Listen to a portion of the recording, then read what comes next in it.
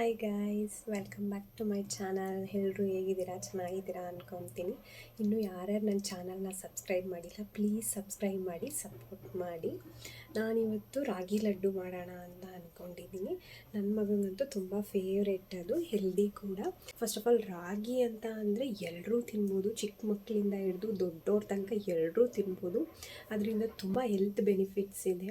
ಅದರಲ್ಲಿ high fibre ಇದೆ, ಮತ್ತು ಡಯಾಬಿಟಿಸ್ನ ಕಂಟ್ರೋಲ್ ಮಾಡುತ್ತೆ, ನಮ್ಮ ಬೋನ್ಸ್ನ ಸ್ಟ್ರಾಂಗ್ ಮಾಡುತ್ತೆ. ಹಾಗಾಗಿ ಎಲ್ಲರೂ ತಿನ್ಬೋದು. ಇವಾಗ ಏನೇನು ಇಂಗ್ರೀಡಿಯೆಂಟ್ಸ್ ಬೇಕು ಅಂತ ಬನ್ನಿ ಒಂದ್ಸರಿ ನೋಡ್ಕೊಂಬರೋಣ. 1 ಕಪ್ ಆಗೋಷ್ಟು ರಾಗಿ ಹಿಟ್ಟು ತೊಗೊಂಡಿದ್ದೀನಿ, 3/4 ಕಪ್ ಆಗುವಷ್ಟು ಬೆಲ್ಲ, ಸ್ವಲ್ಪ ದ್ರಾಕ್ಷಿ ಬ್ಲ್ಯಾಕ್ದು ಮತ್ತು ವೈಟು, ಸ್ವಲ್ಪ ಬಾದಾಮಿ, ಗೋಡಂಬಿ, ವಾಲ್ನಟ್ಟು, ಕಡಲೆ ಬೀಜ ಮತ್ತು ಒಂದು 4 ಏಲಕ್ಕಿ ತೊಗೊಂಡಿದ್ದೀನಿ. ನಿಮ್ಮ ಮನೇಲಿ ಸೀಡ್ಸ್ಗಳಿದ್ದರೆ ಅದನ್ನು ತೊಗೋಬೋದು. ಸೀಡ್ಸ್ ಅಂದರೆ ಕುಂಬಳಕಾಯಿ ಬೀಜ, ಕಲ್ಲಂಗಡಿ ಹಣ್ಣು ಬೀಜ, ಅದನ್ನೆಲ್ಲ ತೊಗೋಬೋದು. ಸ್ವಲ್ಪ ಹಾಲು ತೊಗೊಂಡಿದ್ದೀನಿ ಕಾಯಿಸಿಟ್ಕೊಳ್ಳೋಕ್ಕೆ, ಫ್ರೈ ಮಾಡೋಕ್ಕೆ ಸ್ವಲ್ಪ ತುಪ್ಪ, ಆಮೇಲೆ ಸ್ವಲ್ಪ ಎಳ್ಳು. ಇವಾಗ ಹೇಗೆ ಮಾಡೋದು ಅಂತ ಬನ್ನಿ ನೋಡೋಣ. ಒಂದು ಪಾತ್ರೆಯಲ್ಲಿ ಹಾಲು ತೊಗೊಂಡಿದ್ನಲ್ವ, ಅದನ್ನು ಕಾಯಕ್ಕೆ ಇಟ್ಟಿದ್ದೀನಿ. ಕೆನೆ ಕಟ್ಟಬಾರ್ದು, ಆ ಥರ ಕಾಯಿಸ್ಕೊಬೇಕು. ಆಮೇಲೆ ಈ ಕಡೆ ಒಂದು ಬಾಣಲಿ ಇಟ್ಕೊಂಡಿದ್ದೀನಿ, ಎಲ್ಲವನ್ನು ಫ್ರೈ ಮಾಡ್ಕೊಬೇಕು. ತುಪ್ಪ ಏನು ಹಾಕೋಂಗಿಲ್ಲ ಇದಕ್ಕೆ, ಹಾಗೆ ಬರೆಯದೆ ಫ್ರೈ ಮಾಡ್ಕೊಳ್ಳೋದು. ಫಸ್ಟ್ ಕಡಲೆ ಬೀಜ ತೊಗೊತಿದ್ದೀನಿ, ಚೆನ್ನಾಗಿ ಫ್ರೈ ಮಾಡಿಕೊಂಡು ಇದನ್ನು ಸಿಪ್ಪೆ ಬಿಡಿಸಿಟ್ಕೊಬೇಕು. ಹಸಿ ಇದು ಹಾಕೋದ್ಕಿಂತ ಈ ಥರ ಫ್ರೈ ಮಾಡಿ ಹಾಕೋದ್ರಿಂದ ಟೇಸ್ಟ್ ಕೂಡ ಎನ್ಹಾನ್ಸ್ ಆಗುತ್ತೆ. ನೋಡಿ ಹಾಲು ಕುದೀತಾ ಇದೆ, ಇಷ್ಟು ಕುದಿದ್ರೆ ಸಾಕು. ನಾವು ಅದೆಲ್ಲ ಫ್ರೈ ಮಾಡಿ ರೆಡಿ ಮಾಡ್ಕೊಳ್ಳೋ ಅಷ್ಟರಲ್ಲಿ ಇದು ಆರಿರುತ್ತೆ ಹಾಲು. ನೋಡಿ ಕಡಲೆ ಬೀಜ ಕೂಡ ಹುರಿದ ಆಗಿದೆ, ಇಷ್ಟ ಆದರೆ ಸಾಕು. ಇದನ್ನೊಂದು ಪ್ಲೇಟಿಗೆ ತೆಗೆದಿಟ್ಕೊತೀನಿ. ನೆಕ್ಸ್ಟು ಬಾದಾಮಿ ಹಾಕ್ಕೊತಿದ್ದೀನಿ. ಇದು ಅಷ್ಟೇ, ಸ್ವಲ್ಪ ಹೊತ್ತು ಫ್ರೈ ಮಾಡಿಕೊಂಡ್ರೆ ಸಾಕು. ಅದೆಲ್ಲ ಕಲರ್ ಚೇಂಜ್ ಆಗುತ್ತಲ್ವ, ಅಷ್ಟು ಫ್ರೈ ಮಾಡಿಕೊಂಡ್ರೆ ಸಾಕು. ನೋಡಿ ಇದು ಕೂಡ ಆಗಿದೆ, ಇಷ್ಟು ಫ್ರೈ ಆದರೆ ಸಾಕು. ಇದನ್ನು ಸಹ ಒಂದು ತಟ್ಟೆಗೆ ತೆಗೆದಿಟ್ಕೊತೀನಿ. ನೆಕ್ಸ್ಟು ವಾಲ್ನಟ್ ಕೂಡ ಹಾಕ್ಕೊಂಡು ಫ್ರೈ ಮಾಡ್ಕೊತಾ ಇದ್ದೀನಿ. ಇದು ನನ್ನ ಮಗಂತೂ ಹಂಗೆ ತಿನ್ನೋದೇ ಇಲ್ಲ, ಕಹಿ ಅಂತ. ಈ ಥರ ಏನಾದರೂ ಮಾಡಿದಾಗ ಹಾಕ್ಕೊಡ್ತೀನಿ. ಇದು ಕೂಡ ಆಗಿದೆ, ಇದನ್ನು ಕೂಡ ಒಂದು ಸೈಡಿಗೆ ಒಂದು ಪ್ಲೇಟಿಗೆ ತೆಗೆದಿಟ್ಕೊಳ್ಳೋಣ. ಈಗ ಲಾಸ್ಟಲ್ಲಿ ಗೋಡಂಬಿ ಉಳಿದಿರೋದು, ಅದನ್ನು ಕೂಡ ಫ್ರೈ ಮಾಡಿಟ್ಕೊಬೇಕು. ಗೋಡಂಬಿ ಅಂತೂ ಫ್ರೈ ಮಾಡಿದ್ರೆ ತಿನ್ನೋಕ್ಕೆ ತುಂಬ ಟೇಸ್ಟಿ ಅನ್ಸೋದು ನನಗಂತೂ. ಇದನ್ನು ಸ್ವಲ್ಪ ಹೊತ್ತು ಫ್ರೈ ಮಾಡ್ಕೊಳ್ಳೋಣ. ನೋಡಿ ಇದು ಕೂಡ ಆಗಿದೆ, ಇದನ್ನು ಕೂಡ ಸೈಡಿಗೆ ತೆಗೆದಿಡೋಣ. ಆಮೇಲೆ ಎಳ್ಳು ತೊಗೊಂಡಿದ್ದೀನಿ, ಇದನ್ನು ಕೂಡ ಸ್ವಲ್ಪ ಹೊತ್ತು ಫ್ರೈ ಮಾಡ್ಕೊಳ್ಳೋಣ.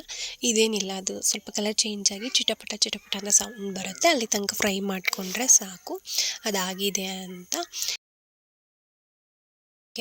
ಮತ್ತು ಬಾಣಲಿಗೆ 1-2 ಸ್ಪೂನ್ ಆಗೋಷ್ಟು ತುಪ್ಪ ಹಾಕ್ಕೊಳ್ಳೋಣ. ತುಪ್ಪ ಹಾಕ್ಕೊಂಡು ರಾಗಿ ಹಿಟ್ಟನ್ನ ತುಪ್ಪದಲ್ಲಿ ಫ್ರೈ ಮಾಡ್ಕೊಬೇಕು. ಇನ್ಯಾವುದಕ್ಕೂ ನಾವು ತುಪ್ಪ ಬಳಸಲ್ಲ. ನೆಕ್ಸ್ಟ್ ಸ್ವಲ್ಪ ಮಿಕ್ಸ್ ಮಾಡೋವಾಗ ಸ್ವಲ್ಪ ತುಪ್ಪ ಬಳಸ್ತೀವಿ.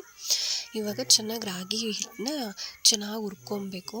ಅದು ಹಸಿ ವಾಸನೆ ಎಲ್ಲ ಹೋಗಿ ಅದು ಒಂದು ಒಳ್ಳೆ ಘಮ ಬರುತ್ತೆ. ರಾಗಿ ಹಿಟ್ಟು ಸ್ವಲ್ಪ ಕಲರ್ ಚೇಂಜ್ ಆಗಿ ಆ ಘಮ ಬರೋವರೆಗೂ ಆಲ್ಮೋಸ್ಟ್ ಲೋ ಟು ಮೀಡಿಯಮ್ ಫ್ಲೇಮಲ್ಲೇ ಇರಬೇಕು. ಹೈ ಫ್ಲೇಮಲ್ಲಿದ್ದರೆ ಬೇಗ ಸೀದೋದಂಗೆ ಆಗಿಬಿಡತ್ತೆ. ರಾಗಿ ಹಿಟ್ಟು ತುಂಬ ಚೆನ್ನಾಗಿ ಹುರ್ಕೊಂಡಷ್ಟು ಲಡ್ಡು ತುಂಬ ಚೆನ್ನಾಗಿ ಬರುತ್ತೆ. ನಾವು ಸರಿಯಾಗಿ ಹುರಿದಿಲ್ಲ ಅಂತ ಅಂದರೆ ಅದು ಹಸಿ ಥರ ಅನಿಸ್ಬಿಡುತ್ತೆ. ತಿನ್ನೋವಾಗ ಫೀಲ್ ಗೊತ್ತಾಗ್ಬಿಡುತ್ತೆ, ಹಸಿ ರಾಗಿ ಹಿಟ್ಟು ಫೀಲ್ ಬಂದುಬಿಡುತ್ತೆ. ಸೊ ಇಲ್ಲಿ ರಾಗಿ ಹಿಟ್ಟನ್ನ ಚೆನ್ನಾಗಿ ಹುರ್ಕೊಬೇಕು. ಚೆನ್ನಾಗಿ ಹುರ್ಕೊಂಡಷ್ಟು ಲಡ್ಡು ಚೆನ್ನಾಗಿ ಬರುತ್ತೆ. ನೋಡಿ ಆ ಥರ ಗಂಟು ಯಾವುದು ಆಗಿರಬಾರ್ದು. ತುಪ್ಪ ಹಾಕಿರ್ತೀವಲ್ವ, ಸೊ ನೀಟಾಗಿ ಹುರ್ಕೊಬೇಕು ಚೆನ್ನಾಗಿ. ನೋಡಿ ಆಗಿದೆ ಆಲ್ಮೋಸ್ಟ್. ಇನ್ನೊಂದು 2 ನಿಮಿಷ ಕೈ ಆಡಿಸ್ತಾನೆ ಇರಬೇಕು, ಬಿಟ್ಟರೆ ಅದು ತಳ ಹತ್ಬಿಡುತ್ತೆ. ಕೈ ಆಡಿಸ್ತಾನೆ ಇದ್ದು ಚೆನ್ನಾಗಿ ಹುರ್ಕೊಂಡ್ರೆ ಸಾಕು. ಆಲ್ಮೋಸ್ಟ್ ಒಂದು 5 ನಿಮಿಷ ಆಗುತ್ತೆ ಅನಿಸುತ್ತೆ. ಚೆನ್ನಾಗಿ ಹುರ್ಕೊಂಡ್ರೆ ಆ ಥರ ಗಂಟಿದ್ದರೆ ಆ ಥರ ಹೊಡ್ಕೊಳ್ಳಿ, ಗಂಟೆಲ್ಲ ಹೊಡ್ಕೊಳ್ಳುತ್ತೆ. ಫುಲ್ ಚೆನ್ನಾಗಿ ಪೌಡ್ರ್ ಥರ ಆಗುತ್ತೆ. ಅದು ಹುರಿತಿರ್ಬೇಕಾದ್ರೆ ಗೊತ್ತಾಗ್ಬಿಡುತ್ತೆ ಅದ್ರ ಘಮ ಎಷ್ಟು ಚೆನ್ನಾಗಿ ಅನಿಸುತ್ತೆ ಗೊತ್ತಾ, ಸಖತ್ ಚೆನ್ನಾಗಿ ಅನಿಸುತ್ತೆ. ನೋಡಿ ಆಗಿದೆ, ಸ್ವಲ್ಪ ಕಲರ್ ಕೂಡ ಚೇಂಜ್ ಆಗಿದೆ, ಘಮ ಕೂಡ ಬರ್ತಾ ಇರುತ್ತೆ ರಾಗಿ ಹಿಟ್ಟಿಂದು. ಸೊ ಆವಾಗ ಸ್ಟವ್ ಆಫ್ ಮಾಡ್ಕೊಬೇಕು. ಸ್ಟವ್ ಆಫ್ ಮಾಡ್ಕೊಂಡ್ಮೇಲೆ ಸ್ವಲ್ಪ 1-2 ನಿಮಿಷ ಹಿಂಗೆ ಕೈ ಆಡಿಸಿ, ಏಕೆಂದರೆ ಅದಿನ್ನೂ ಸ್ವಲ್ಪ ಬಿಸಿ ಇರುತ್ತಲ್ವ ಬಾಣಲಿ, ಅದಕ್ಕೆ. ಇಲ್ಲಿ ಫ್ರೈ ಮಾಡಿರೋ ಡ್ರೈ ಫ್ರೂಟ್ಸ್ ಎಲ್ಲ ತಣ್ಣಗಾಗಿದೆ. ಇದನ್ನು ಮಿಕ್ಸರ್ ಜಾರಿಗೆ ಹಾಕ್ಕೊಳ್ಳೋಣ. ಮಿಕ್ಸರ್ ಜಾರಿಗೆ ಹಾಕ್ಕೊಂಡು ತರ್ತರಿಯಾಗಿ ಪೌಡ್ರ್ ಮಾಡ್ಕೊಳ್ಳೋಣ ಫಸ್ಟು ಇಷ್ಟನ್ನು. ನೋಡಿ ಈ ಥರ ಆದರೆ ಸಾಕು, ಫುಲ್ ನೈಸ್ ಪೌಡ್ರ್ ಏನು ಬೇಡ. ಆಮೇಲೆ ಅದಕ್ಕೆ ಏಲಕ್ಕಿ ಮತ್ತು ದ್ರಾಕ್ಷಿ ಇಟ್ಕೊಂಡಿದ್ವಿ ಅಲ್ಲ, ದ್ರಾಕ್ಷಿ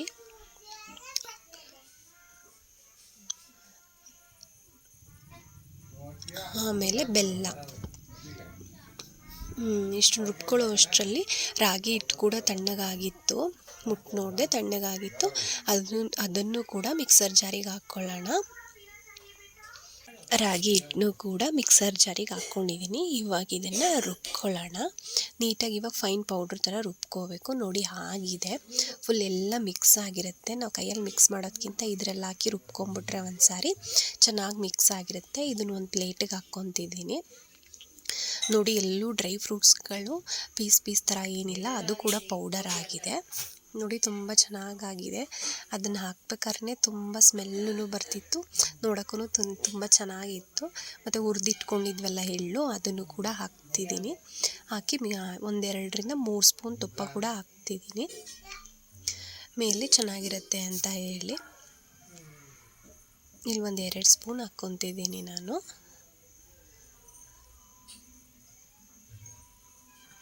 ಹಾಕ್ಕೊಂಡು ಅದನ್ನೆಲ್ಲ ಚೆನ್ನಾಗಿ ಮಿಕ್ಸ್ ಮಾಡಬೇಕು. ಆ್ಯಕ್ಚುಲಿ ನಾನು ಹಾಲು ಹಾಕ್ಕೊಂಡು 1-2-3 ಲಾಡು ಮಾಡಿಬಿಟ್ಟಿದ್ದೆ. ನಾನು ನೋಡಿದ್ರೆ ವಿಡಿಯೋ ರೆಕಾರ್ಡೇ ಆಗಿಲ್ಲ. ನಾನು ರೆಕಾರ್ಡ್ ಆಗ್ತಿದೆ ಅಂತ ಮಾಡಿಬಿಟ್ಟಿದ್ದೆ.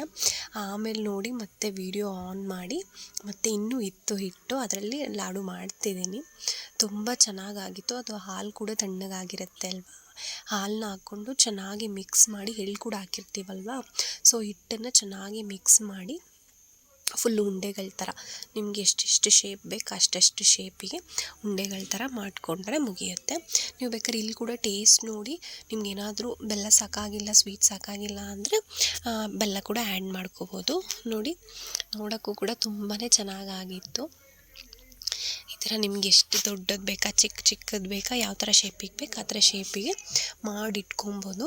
ಮತ್ತು ಒಂದು ಏರ್ಟೈಟ್ ಕಂಟೈನರಲ್ಲಿ ಇಟ್ಕೊಂಡ್ರೆ ಆಲ್ಮೋಸ್ಟ್ 1 ಮಂತ್ ತನಕ ತಿನ್ಬೋದು. ಅದನ್ನು ತುಂಬ ಚೆನ್ನಾಗಿರುತ್ತೆ, ಎಲ್ಲರೂ ತಿನ್ಬೋದಲ್ವಾ. ಏನಿಲ್ಲ, ತುಂಬ ಚೆನ್ನಾಗಿರುತ್ತೆ. ಒಂದು ಸರಿ ಟ್ರೈ ಮಾಡಿ.